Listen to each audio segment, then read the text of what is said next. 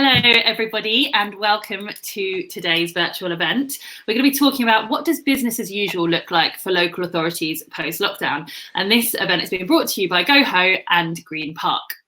So thank you very much, Dawar Hashmi, if most of you know him from Green Park, for working with us to get this pulled together. I'm Stacey Rebecca Carlson, and I'm the Managing Director and Founder of GoHo. We're a PR marketing and events agency, but as you're all aware, we're not doing many live events at the moment, so everything has been moved virtually.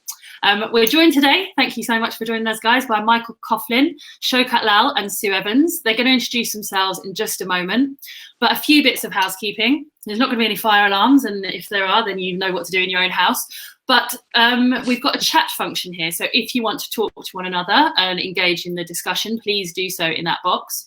There's also a questions box, which you can use to ask questions directly to our panel members. If other people write a question that you think is particularly interesting or pertinent, then please vote on it. It'll move up the list so that it'll get more of my attention.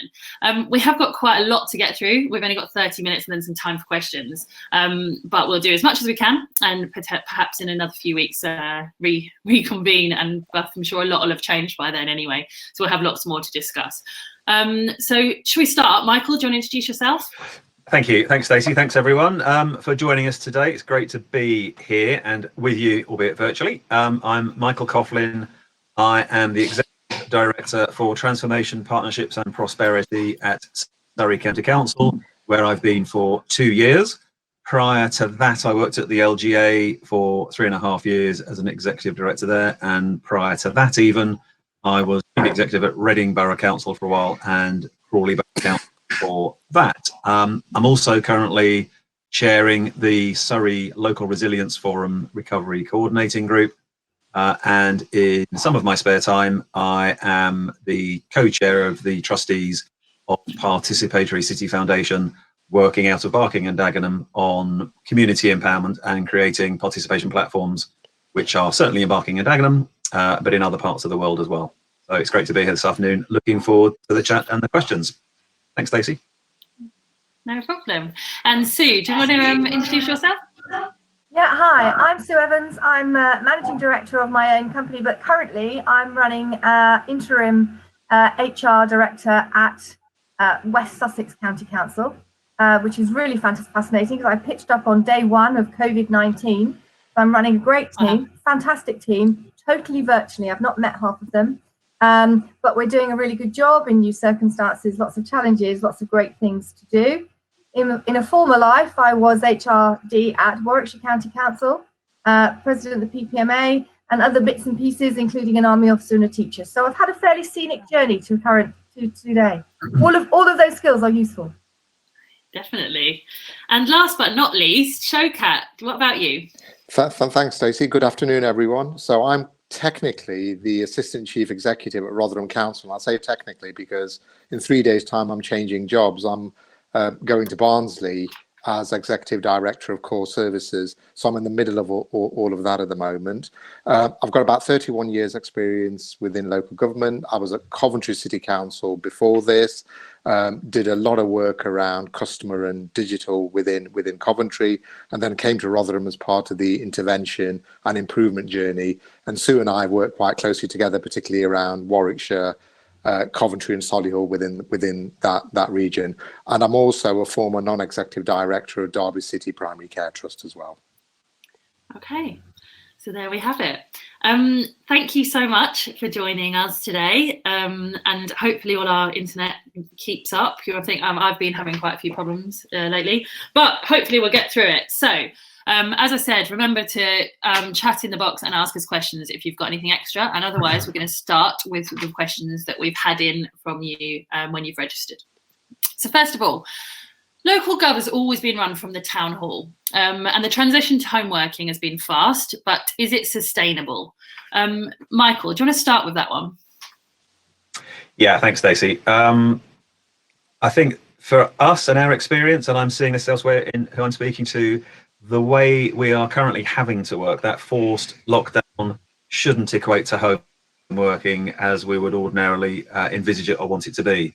So I think the way we are, the simple answer to the question is the way we are currently having to work, in my view, is not sustainable. It's not straightforward or easy to do the full range of services local government does with everybody working from home 5 days a week.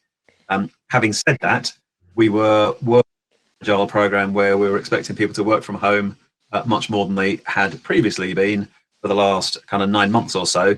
We never envisaged it to be quite this extreme, and we're talking about somewhere between the two, what we were planning and how we're currently working. There is a sweet spot where there is much greater agility than we had previously, but not actually what we have now. Some of the feedback we're getting from staff at the moment is they cannot continue to work like this, either because of their domestic circumstances, be it physical or relationships at home, or the nature of their, or that their personal preferences just don't work for being shut in a house by themselves for extended periods of time. So there's a blend of those factors that need to be taken into account. I think there's going to be significantly more home working than there was previously. And I think there was Twitter. I heard Twitter on the news yesterday saying they probably won't ever go back to offices again.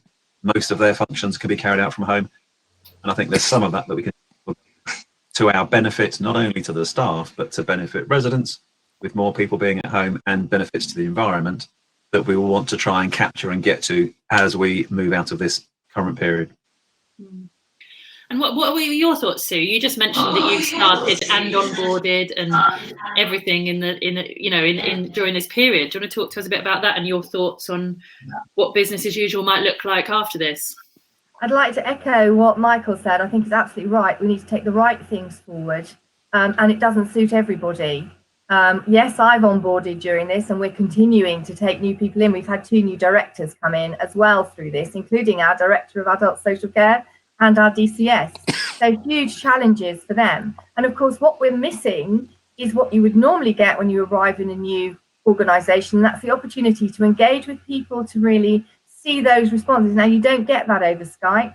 You don't get that virtually. You can't really have that human level of engagement. So we don't want to lose it altogether. And I think the main thing that we're learning is that actually at the moment, people aren't working from home, they're working at home. And so if we want to really capitalise on this and to take that flexible working agenda forward, we've got to solve some of those other problems and actually make sure the connectivity's right, that actually we're able to get the right level of human interaction as well as the virtual stuff. So I think it's a balance. This isn't a total abandoning of offices, I think. Taking the right things forward. Yeah. And do you think to add, Showkat? Yeah, I think the only thing is that in local government, we have had a bit of an obsession with buildings. And, we've always been keen to try and come out of as many buildings as possible, but our sort of property footprint has always been huge in local authorities. And that obsession is often led by elected members. Particularly they enjoy the face-to-face contact, they enjoy the localized way of working. I think what this now does is present a real opportunity for us to have a think about and evaluate the way service has been delivered, where those gaps are, and really look at the impact on residents. So how residents found the last 6 to 7 weeks, what do we need to do going forward, what things have worked really well, what things haven't worked at all, and then try and sort of, in that hitting the reset button, see what can change forever and where we do really need to go back to business as usual. Yeah. I think, obviously I'm not working at a local authority or in public services, but from an events perspective, we are looking at our future as being completely hybrid events. So you will have those, there's going to be 2 lots of people, the ones that want to kind of get back out and almost go back to life as it was. But then there's going to be the other people that are really anxious about going out and want to stay in the, comfort of, not necessarily comfort, but be isolated and not have that human interaction. So it's almost like we've all got to have 2 ways of moving forwards to serve both those kind of groups of people. I think it's certainly something we're looking a lot at. Stacey, can I just sorry. Go see. I think there are some well-being issues in here. I'm looking at a couple of the questions down the side here, and I think looking after staff well-being, we're almost digitally hyperactive at the moment. So it's the right level of connection. And I think I've never been more connected in my life. I've never been more in touch with people as I have been over this period. But I'm not sure that all of it's healthy.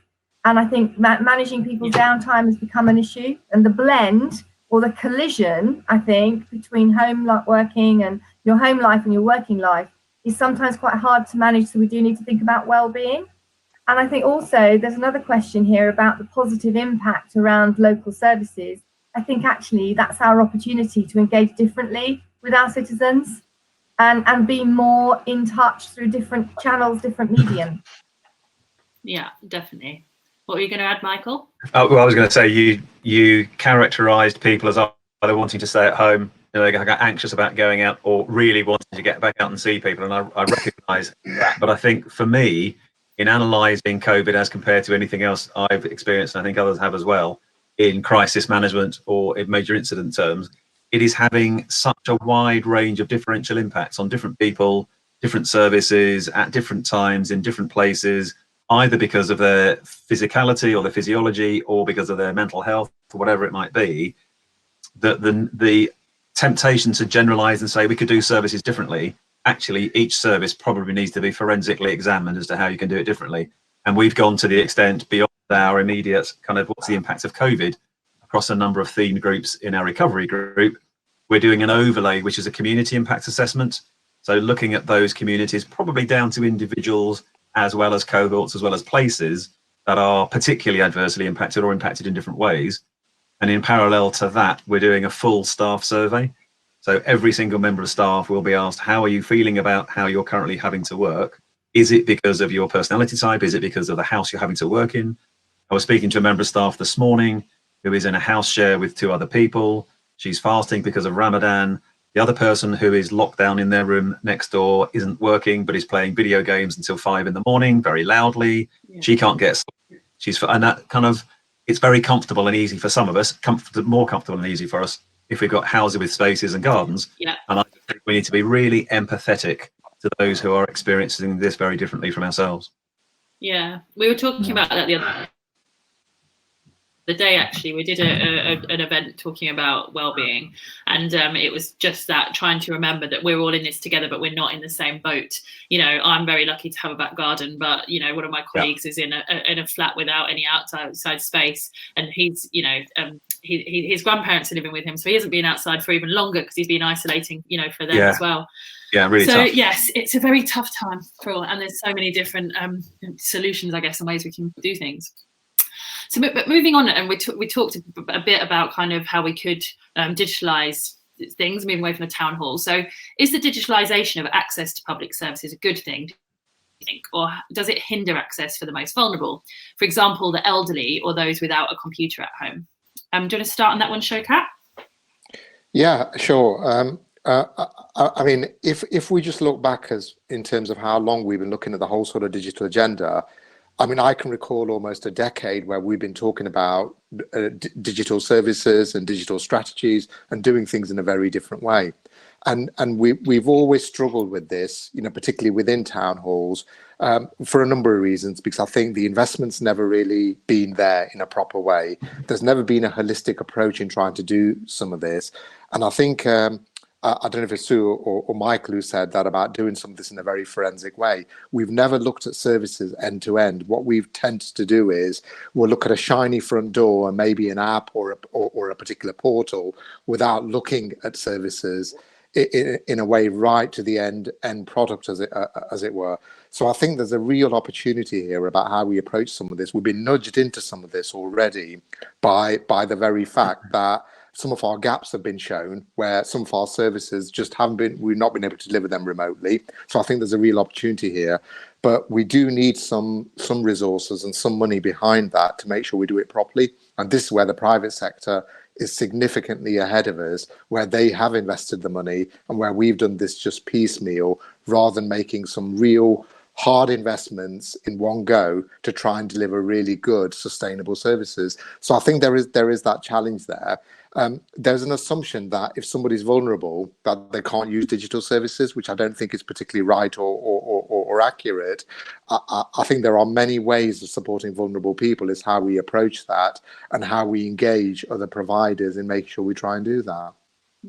I think you're right, Showkat, and I think we also need to turn ourselves around so we don't sit in County Hall designing services for public. We actually we co-design, and we get people much more engaged in designing services for them. And I think you're right, challenging those assumptions I picked up a very staggering statistic recently, which made me sit up.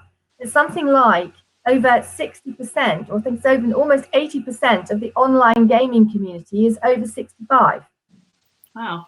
Which says to me that if you can use a smartphone to gamble away your pension, you can use a smartphone to access your council services. So I think we need to, you're right, we need to challenge some of those assumptions. And actually, a lot of my elderly relatives are probably as digitally enabled as we are. Yeah. Got anything to add, Michael? I think I'd agree with that. I think that, you know, we make these assumptions and they need to be tested out. The imperative to get with digital in the current climate has led to all sorts of amazing things being done. You know, who thought that people would be having discussions with their grandparents about what's their preferred Zoom platform or kind of collaborative platform they prefer, or Teams or House Party? You know, kind of, it's unthinkable literally 12 weeks ago that those sorts of discussions, that sort of learning and pace of taking things on would have happened. I do think, though, there is a need. I mean, we just launched a pilot where Facebook have worked with us to give 50 portal devices to people in care homes, so that whilst they can't have physical contact, they can contact relatives. So that's great, but it isn't for everybody. And I think there are some people who don't engage quite so easily with digital, and there are some services that need to be done face-to-face, personal care. So it's not the panacea to all our ills or the way that everything can be delivered. Where it can, and there's a public appetite, and that appetite can be supported by the appropriate training and supportive activity, I think we should continue to push and use the imperative that we have under COVID to drive that and accelerate that program even further forward. Yeah. Mm. Yeah. There's something in here for me around treating people as individuals. Yeah. And understanding their circumstances rather than assuming that everybody's in the same, you know, we are all weathering the same storm, but very differently. Yeah. So, Stacey, Yeah. I think the only other thing I would add to what colleagues have just said is there is still a job to do in terms of convincing elected members. And they often, you know, on behalf of the constituents they represent, they make a lot of assumptions as well about what the needs of their residents are and the people they represent. So I think there's a piece of work to be done with members, and certainly I've seen over the last 2 to 3 weeks where cabinet has been done virtually, council is being done virtually. So members are getting there and realizing, and similar, you know, in terms of whether they're using Zoom or House Party or Skype, they really are themselves being dragged in some ways, kicking and screaming. In some ways, they've got no choice, but they are realizing actually that technology can get the job done, and it may not be face-to-face contact at a neighborhood level, but you can do things by using technology in the right way. So I think this will, you know, as bad as all of this is, the pandemic, it will go some way in terms of changing members' behaviors going forward. Yeah.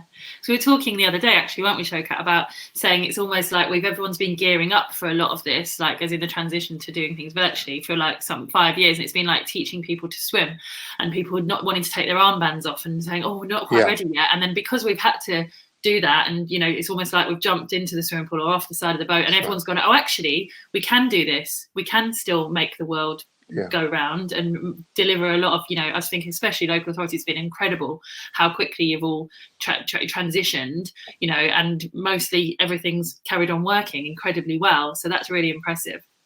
I think, Stacey, what I've seen as well is not only have our original plans for working in this way been forced upon us, including members, but having been forced upon us, people are then taking it further than we might ever imagine they would. So our cabinet members have had virtual cabinet meetings through Zoom, and they've been open to the public to ask questions, and they're using the chat column and answering questions and kind of having a really good discussion, and then have set up completely out with the council's programme a cabinet informal Facebook open to the public session next Tuesday evening.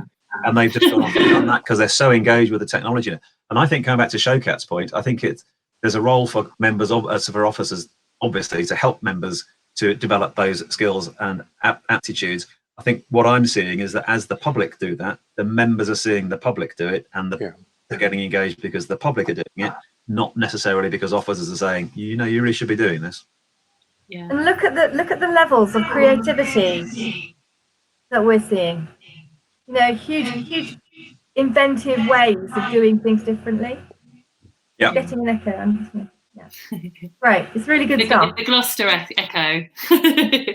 The Cotswold ghost. Yeah, there we go.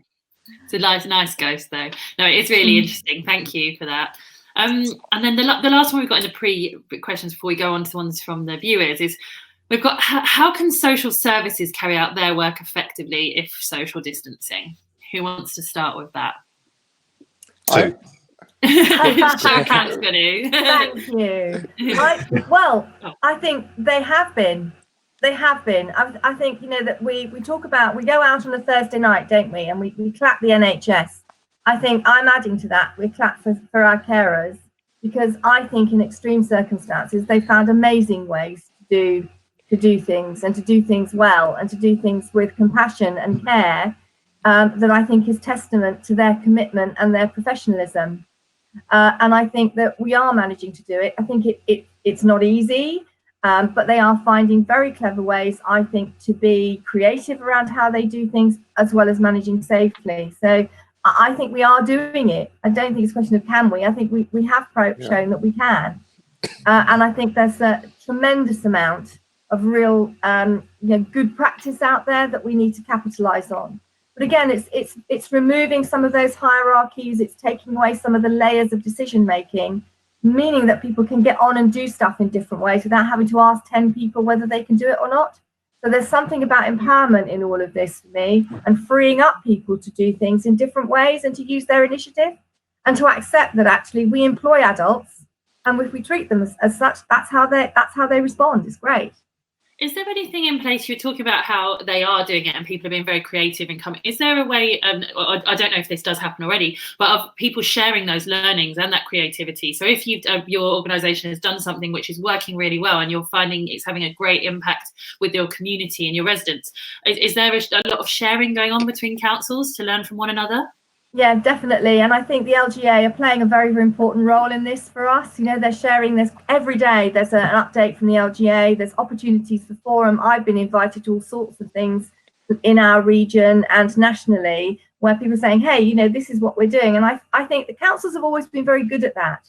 And councils have always been very generous, in my experience, of being able to share and to be open to what they're doing so others can learn, and learning from others.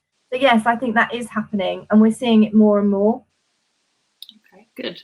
Showkat, did you want to add anything about the social services? Yeah, no, the only point I want to make was that, what we have seen is a lot of resilience and determination in terms of social services staff.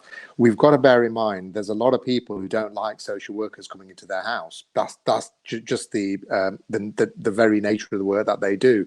And there will be people who have tried through COVID-19 to try and avoid social workers coming into their houses. And our social workers have been, quite determined, quite innovative in the way they've approached this. They've made sure that the safeguarding elements of their roles have been first and foremost, regardless of the pandemic, and even at times putting themselves at risk, particularly with some of the PPE challenges that the whole country has had, the whole world has had. And so I think it's important to bear that in mind. And as Sue quite rightly pointed out, there's always been a lot of solidarity within councils and local government. And some of the work we've seen between the LGA and within the local regions has been staggering, in terms of the sharing experiences, the exchanging of doing things differently has been really staggering. And it's brought people together in a way which I hope is sustained and continues. Yeah. And I'm looking at some of the comments on here at the moment. I think actually Parvinder makes a really good point around, that actually sometimes it takes months to get these changes through, and we've managed to unpick all of that and do stuff really quickly in the last few weeks.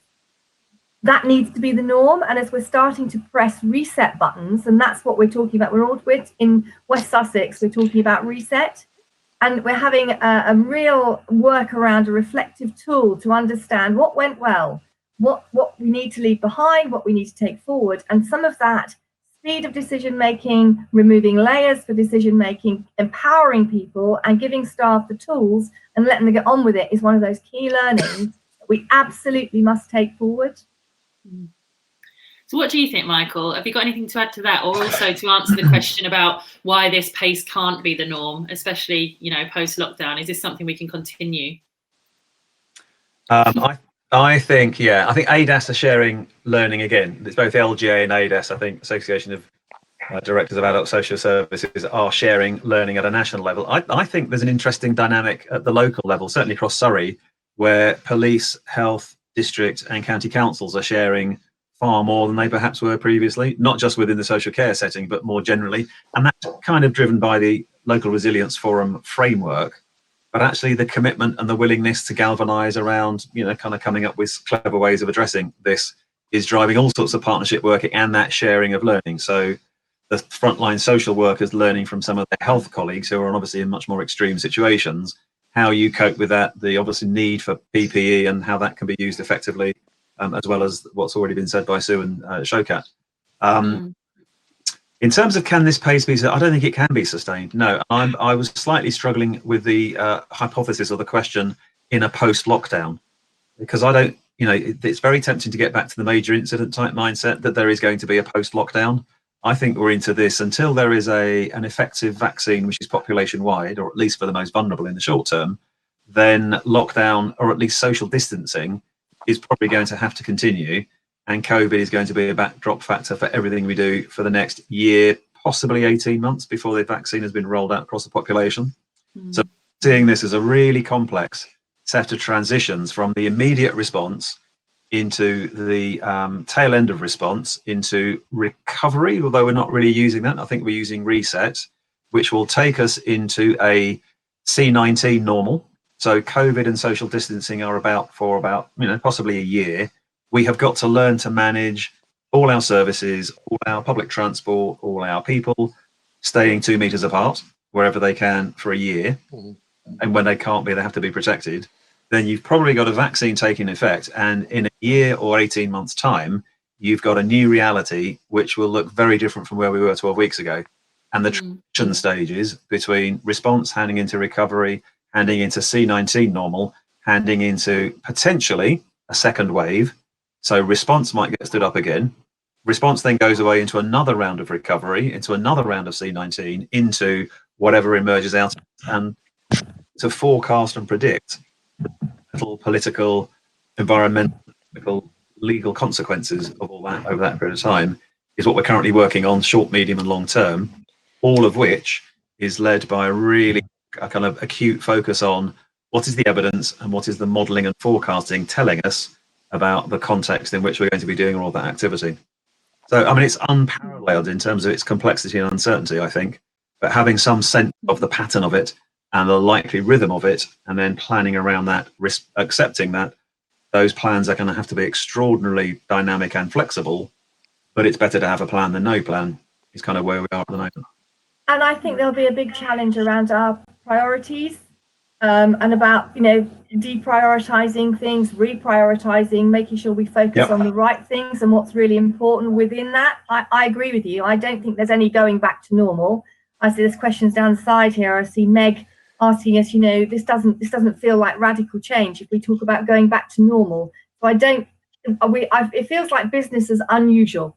And I think business as unusual is going to continue for as long as it takes to find a vaccine and to find a cure. And I think that will bring about incremental change. I don't think it might be quite as fast paced, but I think what this might do is see us working much more around continuous improvement rather than rapid transformation. So I think that's a shift in the way we think about how we bring about change in our organisations and our communities. So we've had a note here as well saying about businesses having to manage a cost base that assumes 50% capacity, as well as services being a new way of working. So then the impact on the rateable income. Will you have to pay businesses to open? But then we've also got comments, and we've had comments during the registration process about the impact on sustainability and the environment and about getting zero net carbon emissions. So how can you approach all of that? I know it's a massive question, but to try and, there's obviously, I know we're talking about so many different, it's a juggling act and a balancing act, I guess, but what are going to be the most important things for you moving forwards and what, in your organisations, and how are you going to approach that? Showcat, I think we can start with you this time. And I had a feeling you were going to ask me that, Stacey. Stacey, when I go outside, and I see no cars on the road, I see clean air, and you almost get a completely different feel from a pollution point of view. When you look at sort of the carbon footprint, there's a bit of you that thinks, oh, well, maybe this isn't too bad after all. and you know the impact that we're making that we wouldn't have made for almost decades in terms of the whole thing around carbon footprints. So you have a look at that and think, well, this lockdown, let it continue, and then you look at the balancing act around the impact on businesses and what's going on. And in particular, where if you take somewhere like South Yorkshire and places like Rotherham, Barnsley, Doncaster, where they're very deprived areas and their city centres were suffering quite significantly, and you know the impact that this will have, you know that sooner rather than later those businesses have got to open again. And picking up Helen's point about will we have to pay businesses to open, I don't think we can pay businesses to open. We've got to incentivize some of this, and you can't force anybody to open because every business will have to make some level of judgment around the safety of their workforce, about what's right for them. And there's a balancing act there. You're absolutely right. There is a balancing act there about when is the right time and the impact that this will have on the economy. And we've spoken quite a bit about mental health issues and the impact on the workforce and on individuals, but similarly, high levels of unemployment, going into a recession, that will also have an impact. So local authorities are leaders in all of this, and that's the sort of the weighing up, the balancing that we've got to take into account in all of this about how we get the right balance about all of those things and try and get the country on the right footing through some of the work that we do within our own cities and boroughs. Thanks, James. Shall I go next? Yeah, you get it. While we wait for Sue's IT to be sorted. I mean, we're very clear in Surrey that Sorry, Michael. I had to get a young person to come and sort my IT out. Yeah, that's the future.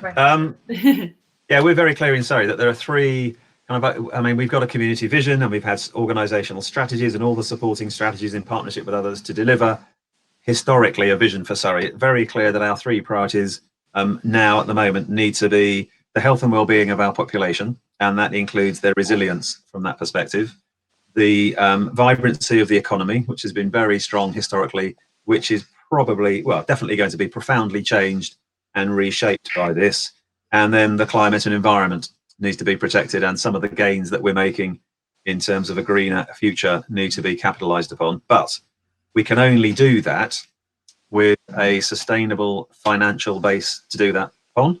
And we recognise the pressure on the public finances, but the resources have to match those priorities in a much more acute way. And I think that plays back to Sue's point about revisiting priorities.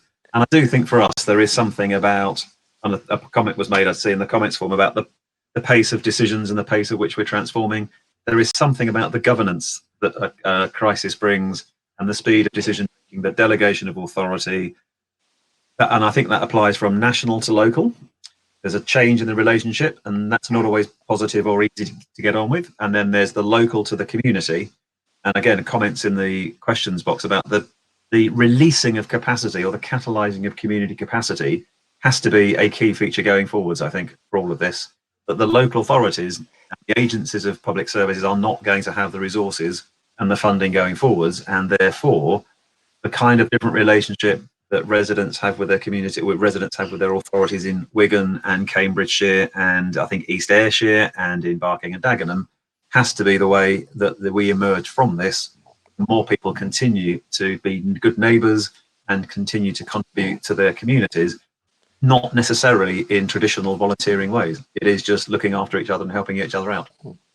Yeah, I think for me, there's something very important about personal responsibility, about being able for people to step up and do what's necessary where they are, rather than this kind of more parental role that we seem to have had. So not looking to somebody else to do it, but actually encouraging people to take initiative for themselves and to be able to do things locally where they are. It's interesting because I have a lot of contact with friends around the country who said, oh, well, I haven't been able to get on, haven't been able to volunteer, haven't been able to get through this NHS volunteering platform. And I said, well, why don't you just see what you can do for your neighbours? And actually, that's proved much more satisfying, much more useful, and probably the right thing to do. And it happens, you know, community, all sorts of community groups doing things for people have sprung up right the way across, and that's what we need to keep. But it's about personal responsibility. And I think Stacey, there's something for me coming back to Shokat's point about members and the embracing of digital, that the more members see that community capacity being a force for good and not always or necessarily a threat to their democratic accountability or positions, the more I would hope that members would see that that's something they need to work with officers on in terms of building and continuing going forwards. Stacey, just a quick point. It came up earlier. Meg asked the question around volunteers and the number of volunteers. I mean, I know in Rotherham we've had 1,500 people volunteer, which is absolutely staggering, considering that when we normally have a litter pick or something, we can't get more than 3 people. And in this, the way people have come together. And it follows the point Michael made earlier. There's a real opportunity in terms of looking at the way we do neighbourhood working. And Palvinder also made a point about inclusive leadership. You know, where we know communities have come forward in the way that they have. We're not going to use all 1,500 volunteers in Rotherham. We're using about 300 at the moment. But in terms of going forward, how we make those volunteers much more active in some of our decision making, in the way we change the way we deliver services, and how we work with them, there's a real opportunity, and it's important we don't lose that. And I think all of us have got that challenge going forward. But those volunteers, we've got to look at a way that we involve them and engage them in a way that that has not happened before. Yeah, Helen's just made a good point about saying the danger in that, though, it's used as an example for eroding public finances. I mean, has anyone got anything to respond to that? Well, I think it allows us to put public finances where they're really needed, and that if communities can be more self-reliant, it frees up those resources for us to put them where they really are needed. You know, I love that the windscreen analogy, where you've got you want most people being able to access a few services, but we need to concentrate our resource on those that really need it. And I don't think it's about replacing public finances, but helping us to stretch it a bit further. Okay. Yeah. Anything else to add? You good? I was just going to, one of the questions, I mean, we touched on it briefly, but one of the questions that when someone registered was asking, going back to Palvinder's point, and Shokat, you touched on it, about leadership teams. So we had a question about how organisations are developing resilience within their leadership teams, but I guess also with Palvinder's point there that she made, how are you ensuring that there is a massive need to making sure that there's an inclusive leadership team as well? How is that being addressed also? Yeah, well, I think we're finding that. Sorry. It's all right. So you go first. I think we're finding that leadership comes from right across our authorities. It's not just at the top. There's a right the way through, and there's an awful lot of examples of good personal leadership. So it's where you look for leadership, and sometimes not in the obvious places. And whilst yes, we talk about developing senior leadership, there's a real opportunity here to develop leadership at all levels, and helping teams to be more self-managed and self-directing, I think. Okay. Sorry, Shokat. It's all right, Sue. So I think what we've got, Stacey, is we're getting the data, we're getting all the information, and what we do know is that there are particular groups of people, there are particular areas where there is a greater impact of COVID-19 in terms of infections and deaths that is taking place. And a lot of that data, people are still, the Office of National Statistics, the Department of Health, we're dissecting some of that data. I think we've really got to use that data in the right way. And there are some patterns that are emerging as a result of that. And it's all very well in terms of doing community impact assessments and equality impact assessments, but we know that there is a significant impact on BME communities, those from a more deprived background, in terms of how this illness is affecting people. And I think there's a real opportunity there of how we work with particular communities within particular areas, how we allocate our resources, how we prioritize some of the work that we're doing. And we've really got to get focused on this now. And certainly I know within South Yorkshire, there's a lot of work going on in terms of trying to decipher some of that data and intelligence and about what that exactly means for particular communities. And by deciphering, it's what action we'll take, so what will sit behind that, and what decisions we will make on a policy basis in terms of doing things differently. That's the key in all of this, that we don't go back to the way we were. We learn from this, and we try and make sure this doesn't happen again. Definitely. You got anything to add to that, Michael? But I just think it's playing back almost to a couple of themes earlier on about having to reprioritize and co-designing with our communities. So the question, I think the point from Helen about is this just an excuse to erode public finances is absolutely not the case. It's a cultural lodestone, co-designing and working as closely with our communities as we can, which by definition I think will pick up if it's done properly, will pick up the inclusiveness point, because it's from the bottom up, from the ground up, and then working with those communities on the solutions that need to be put in place that Showkat mentioned to address the issues that those communities identify with the council, not identified by the council, and those communities are part of the solution rather than having it done to them by either the local authority or the public bodies. So I think it is a completely different approach, which is capturing some of what's going on at the moment. If you think about how we're engaging, certainly in Surrey, with local communities, both by place and by characteristics, in terms of the solutions for them has to be right for them, and therefore it's got to be co-designed with them. Carrying that element of how we're currently working into the future, be it a year, 18 months hence, I think is really critically important. Okay, well, that went really quickly. We've just got a couple of minutes left, so I was just going to, to try and answer the question, I suppose. Well, we're saying this is business as usual for the time being, I guess. But if you've just got 1 minute each to give us kind of closing remarks, that would be really helpful. Do you want to start, Michael? Yeah, as I said, I don't think business as usual. It's business as unusual. The uncertainty, the complexity, and the fast changing nature of this, for me, means that having a clear sense of short, medium, long-term impacts being scoped, each of those being sufficiently open to adjustment or flex as and when the evidence and the modelling changes, and then concluding with some assumptions that come out of those and some principles upon which your decisions and your actions are guided by in the short, medium and longer term is probably the thing to do at the moment. We cannot say in any kind of 5-year plan or 5-year strategy that we might have had 12 weeks ago, sorry, not even months, 12 weeks ago, is kind of blown out of the water, isn't it? Yeah.